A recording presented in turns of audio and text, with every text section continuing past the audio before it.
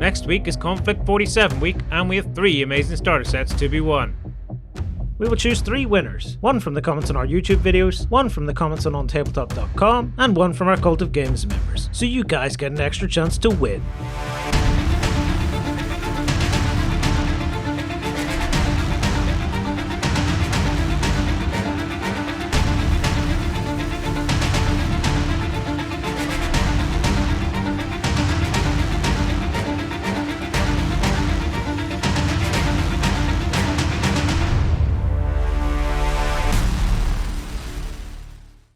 Hello everybody, and welcome to this unboxing of the new Konflikt 47 starter set from Warlord Games. It's a hunky chunky box, as you can see, with everything you need to get started to play Konflikt 47. So, as you can see from the big art, this is the American versus the Axis starter set. And if I flip to the reverse, we can see exactly what you are going to be getting in the box. So we have the full A5 rulebook, a Warlord Resin Stalhtruppen hero, a Warlord Resin Firefly hero, 12 Firefly multi-part plastics, 6 multi-part plastic Stalhtruppen, your M2A5 Linebacker Medium Walker, the Vogelspinne, which is the Light Walker for the Axis, some runes, decal sheets or border slide transfers if you prefer, if you're old school, dice, order dice, rift dice, and a field guide manual QR code. So that's fascinating. What does that actually mean though? Bosh. That comes off. And that can go over there for a moment. So we have our A5 rulebook, bubbly wrapped. Take a look at that in a moment. We have our little black order dice draw bag. We have a terrain mat. And under this should be all of the plastics. So, pop these out. There's our commanders in Warlord Resin. Action tokens and others. Let's go through this bit by bit then. Okay, I've unpacked everything. Quite a lot to go through here. So we'll start with the paper and then we'll get into the fun plastic stuff afterwards. First things being first, there's a double-sided gameplay mat. So there is a dirt side and this side is runed, almost photorealistic runes and a street. So hopefully you can see a good chunk of that. Size-wise, it is 30 inches by 22.5. So very small, compact area to play your initial games on, but still very nice that they have it. Let's say more muddied field, no man's land style of thing there with craters and tracks. Always good to be able to actually get the stuff out of the box and onto a table in short order. Sticking with our paper, we have a little guide to getting started with Konflikt 47. And also reinforcements, so additional units that you can pick up. But this is the meat and potatoes. This is what people want to see, the delightful Konflikt 47 rulebook. So A5, soft back. We have, I take off the specs, it's 1947. Humanity has breached the barrier between realities, using rifts to create previously impossible technologies driven by esoteric knowledge and rift energy. My favorite type. Esoteric knowledge is always the best. Some stunning artwork in here as well. 200 pages long exactly. And I'm happy to say that there is an index for the last umpteen pages, which is what I want in books. Any that don't come with indexes should be taken out and thrown at the author until they put an index in. It's harsh but fair, I feel. So, what have we got? The World of Konflikt 47. That's your first 34 pages. Basic supplies you need for gaming, most of which are in this box. So tape measure, 6-sided dice, order dice, rift dice, dice bag, templates and tokens. Take a look at those in a moment. Conventions of war, so your core rules, unit types, play sequence, orders, and then how rift dice work and their effects, and then the actual individual turns broken down. So what goes into movement, what goes into shooting, what do weapons do, close quarters and their relevant weapons, headquarters, heroes, very important, and then special rules, artillery. So it builds, starting with your core rules, into the more spectacular and fantastical, including a big section on vehicles, as you might imagine, compounded by the fact that walkers and rift tech exists. This is a bit more meaty than the standard. I've got a jeep and you've got a tank that you might see in a standard game. Buildings and terrain, how to play games, including a set of 6 scenarios for battles, 5 scenarios for story, so narrative driven, and then it finishes off with force selection and weapon type. The book itself looks like it's well laid out, plenty of colour photos, big splashy pieces and beautiful artwork. I think that might be one of the Kapinskis. I think Carl did a lot of this. I want artwork from Kapinski. Did it. There we go.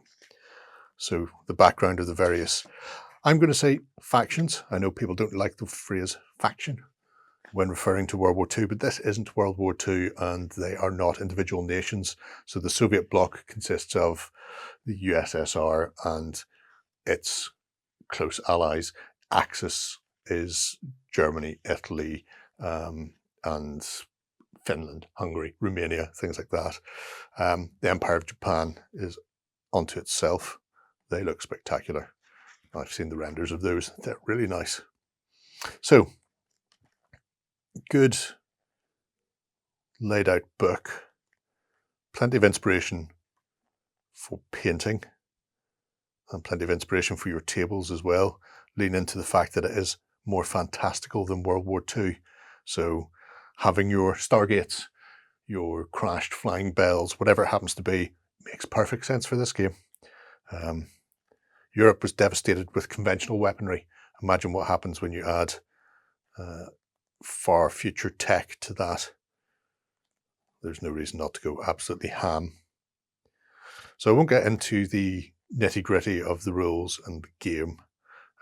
There's other videos throughout this week that cover those in more detail anyway.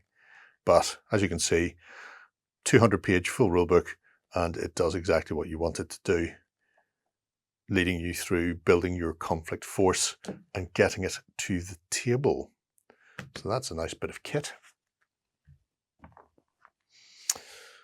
Next up, we have a selection of guides. So these are build guides for each of the new plastics in here.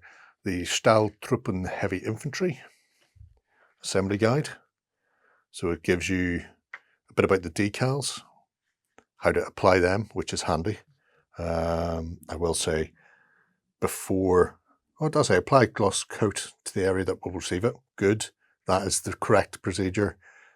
Blah, blah, blah, dab away excess, apply coat. You need to apply another coat of gloss between step 4 and step 5. Put another coat of gloss in to seal it. It laminates it and prevents silvering. Otherwise, you'll see the edge of the decal, and nobody wants to see the edge of the decal. We have sprue, we have build with options, and then we have painted miniatures. And they have those for Fireflies as well, which is all very nice, with optional legs, optional heads, optional weapons. That seems well laid out. The two bigger plastic kits. We'll start with the smaller of the biggers, our Vogelspinne. So 2 frames, one for legs, one for main torso, and then build guide in here. John has done some look at building videos where he doesn't build them on camera, but he goes through the sort of the basics, what you need to do and how they come together and options if they're in there. So they're a very comprehensive guide to how these go together. And then the M2A5 Linebacker, which is an absolute beast. And it comes on 3 frames with an additional 4th clear canopy. So a lot going into that. So these are handy, especially if you've a couple of people looking to build their forces from the one box. You're not sharing a single beginner's guide that has all the build instructions in it for both factions. You can just grab the miniature booklet that you need. So that's most of the paper. The only other thing is, I suppose, the little decal sheets. So as you can see, they're little squares. The pictures are in the front of the build guides, but they are exactly what you would expect to see from a set of decals. Boop, over there. Right, plastics. We'll get the standard out of the way. So there is a set of tokens, and then the 1-inch, 2-inch, 3-inch and 4-inch blast marker, which is done via the medium of Mr. Snowman here. And there's also the standard set of pin markers, for you will require said markers. Nothing spectacular so far. To play in and around, there is a set of 4 of these ruined building sprues. So they make corner sections. You've got broken up floorboards, drain pipes, and then some, I would suggest, slightly science fiction pieces, gribblies, depending on who you talk to stick on the outside to give it a slightly strange look. Nice outside street light type thing as well to go on a wall. No build guide for these. However, they are just 90-degree angles, and then floorboards go where floorboards would go, so it should be fairly simple to build. Nice level of detail on them as well, which is really cool. If I pop them into there, maybe we'll see it a little bit better.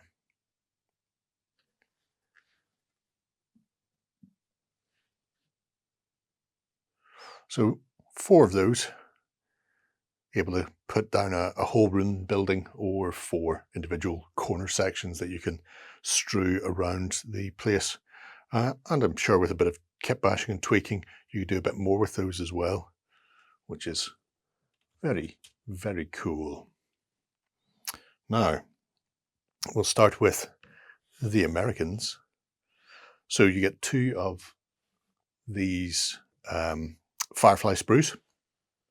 The sprues themselves have got their Firefly jet packs or jump packs. You've got a numerous amount of heads here on the sprue, both helmeted, masked, and then unmasked, and then a couple that have got a full helm, which could be used for your flamethrowers, because you can take them. We have a battery of bits for various weapon types, and more importantly, you have a couple of different leg options here. So you've got 1, 2, 3 full torso and leg, mostly. You've got a separate leg on each there to make the squatting poses. Then you've 3 upper torsos, but 6 legs for them. So you've got options in here to have them either leaping up off ruins or tree stumps or whatever, to give a bit of height, because obviously they are jump infantry. If I pop those there, get a slightly better look. Like I say, John goes into these in much more detail with his build guides. But they're a nice set of figures, and I can show you exactly how nice if I bring these in. As you can see, you can get that sort of height variation by using the other legs. If you don't want to use those, then you can just go right ahead and have everybody on the dirt. You've obviously got multiple weapon options in there, including your support options like the bar, the flamethrowers, and then those, I want to call them ADTSs. That might not be the correct term for them. I won't look up the book. They are essentially little grenade launchers or rocket launchers to take out vehicles of many ilks. Size-wise, because I know this one's been going around on the internet a lot, and people have been wondering about the size.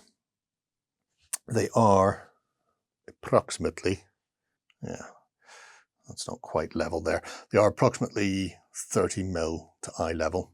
And I know people have been going, that's bigger, or they're not in the same scale as bolt action. However, to salve your worries, that is one of the new American bolt action plastics from Warlord. And as you can see, size-wise, there might be a slight increase in bulk for the Fireflies, but in no way is it noticeable. You're not looking at a 28mm figure and a 40mm figure. There's a slight chunkiness to the Konflikt 47 stuff, but if you're blending them in with existing bolt action forces, then they'll do the job particularly well. So the Fireflies, nice hit and run unit, with options in there as well, depending on how you field them. You may want to go for more anti-vehicle rather than anti-infantry, or mix and match. Run a couple of units of each. Sticking with the infantry, but the much larger Stalhtruppen. We have a similar idea here. 3 chests, 3 torsos, but then there are a set of 6 legs. 6 legs? No, 5 legs. You can count. Well done, me.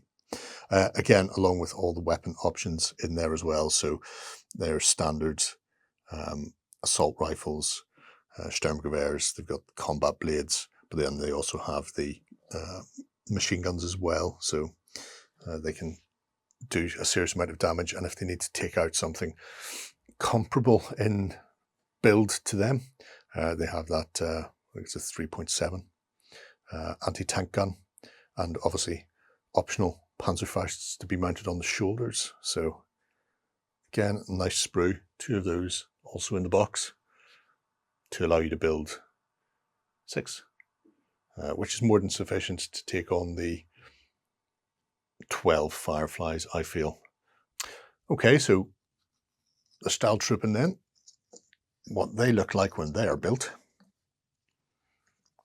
it's not dissimilar to this.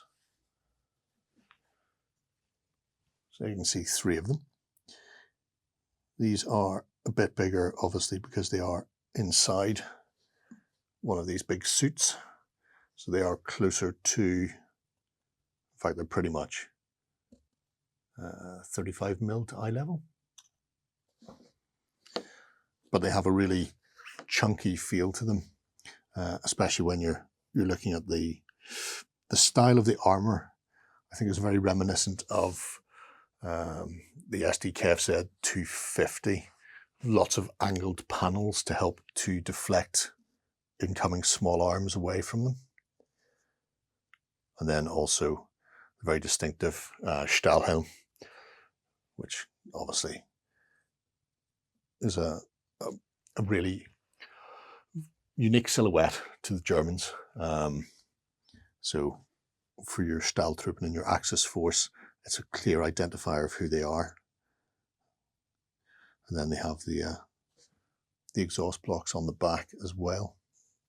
So they are a terrific set of figures. Like I say, there's 6 of those in the box itself. They obviously both have backup. We'll start with the linebacker, because this is an absolute brute. So we have 3 sprues. I wouldn't say really clearly defined between pieces.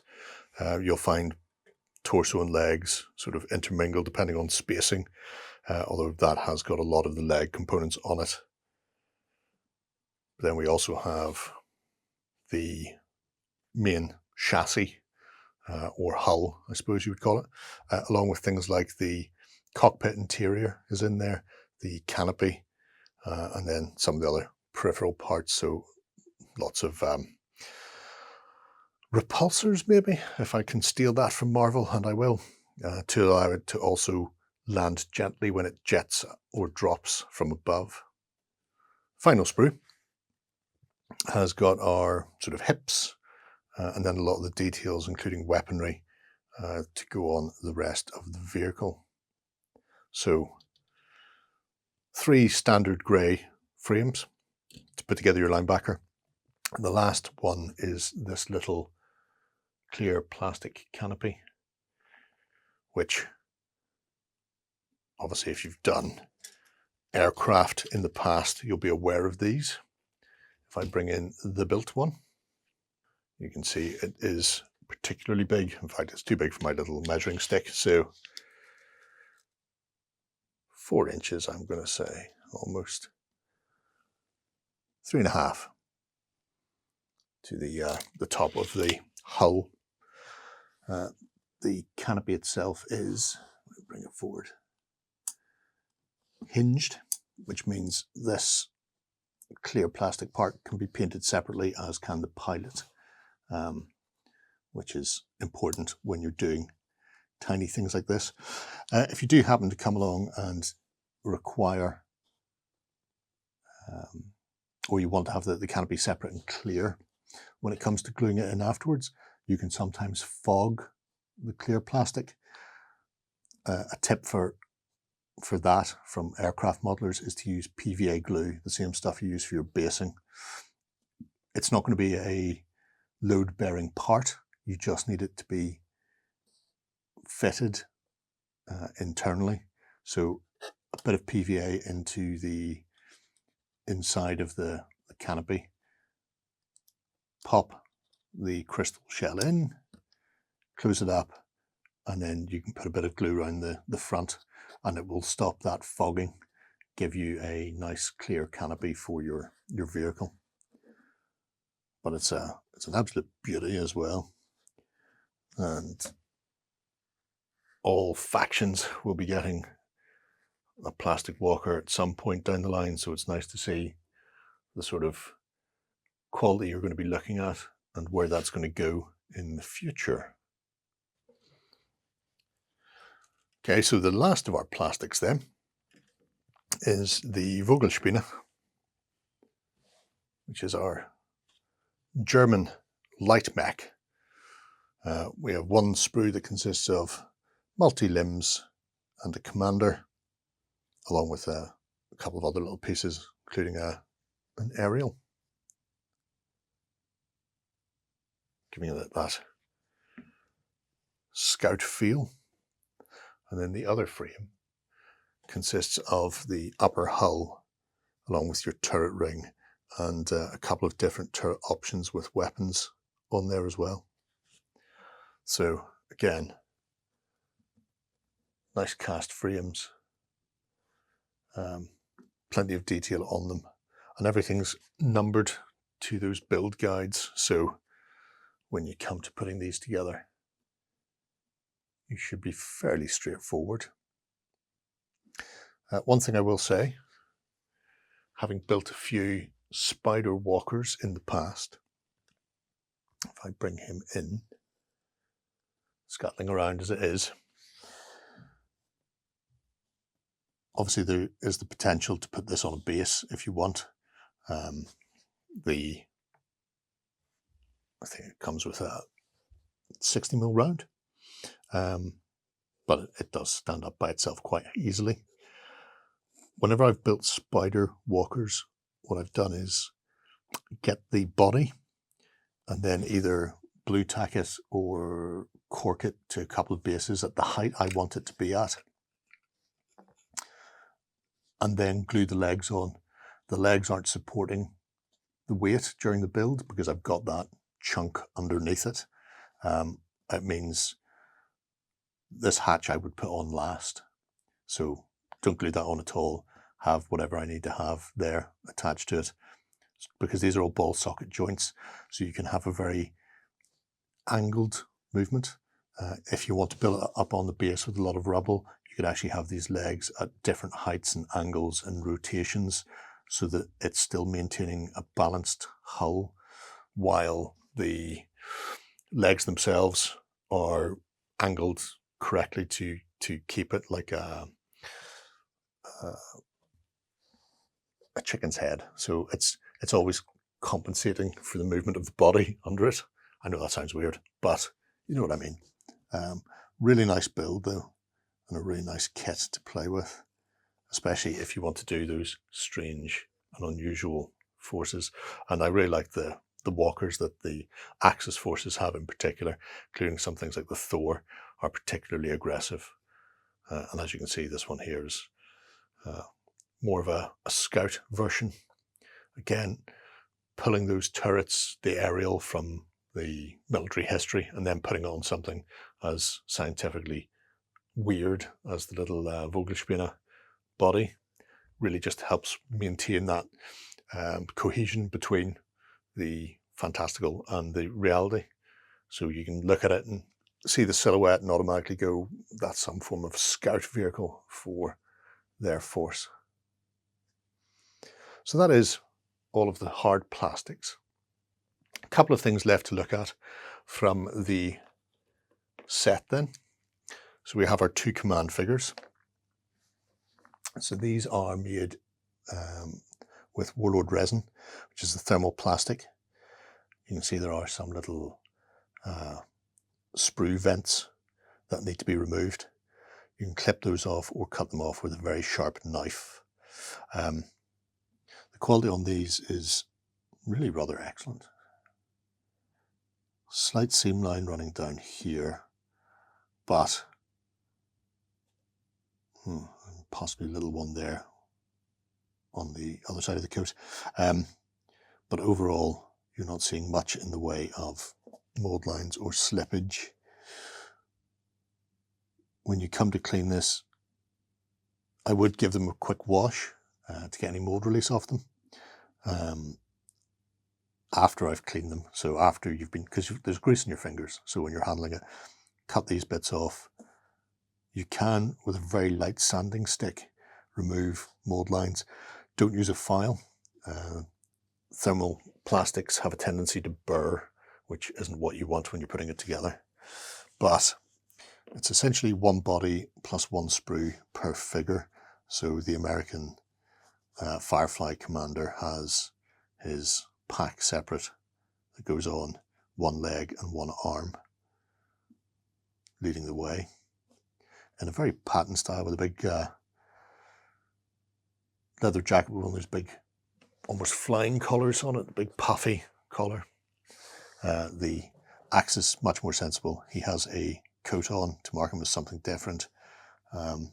Standard equipment, standard Sturmgewehr, and then just bare face, which, as we all know, if you're going to go to war and you have the option to wear a helmet, wear a helmet, because otherwise somebody will shoot you. So that takes care of all the models. The only last thing to look at are the dice. I haven't taken out the D6 because they are standard D6, but there are a set of rift dice in two colours, and then your activation dice, again in two colours. If you have not played any games that use these before, what happens is at the start of the game, any units that have a rift die, have them allocated to them on the table. So you would have your big mech, and then we would have that with one on it. And it can spend that at any time. Meanwhile, all your activation dice go into the bag. yours and your opponent's, one per unit or character or vehicle that you have. And then to activate, you mix them all up, draw one out. And in this case, I would have drawn an American. So he could then activate. If he activates and then shoots and decides to use the rift dice to get some benefit, then the rift dice is spent, and any spent dice that are on the table at the end of the turn, they get added to the activation bag as well. So the next turn, when you draw your die, you might get an activation dice, or you might get a rift die. And if you get a rift dice, let's see if I can dig one out. There we go. You then roll it. I got a surge, which is the best result, and allocate it to any rift unit on the table that doesn't have a die allocated to it already, or isn't at its maximum, because some units can have more than one. So that's the biggest change that you will see with Konflikt 47 compared to the last edition. Obviously, some of the rules have been streamlined, changed, tweaked, army building has changed, that sort of thing, but it's comprehensively the same. The rift die, though, is a massive change, and that really makes you think about how you're playing around and activating stuff as well in game. So that's a cute bit of fun to be had. But there you have it, folks. The Konflikt 47 starter set. A nice beefy bit of kit with everything you need to get you started in there, barring a tape measure. So you'll have to find one of those yourself. But let me know what you think below. Until next time, bye-bye. Next week is Konflikt 47 week, and we have 3 amazing starter sets to be won. We will choose 3 winners, 1 from the comments on our YouTube videos, 1 from the comments on OnTableTop.com, and 1 from our Cult of Games members, so you guys get an extra chance to win. Go ahead and check out our other content on screen now, and while you're at it, why not hit subscribe, and remember to ding our dong. Go on, you know you want to click it, go on.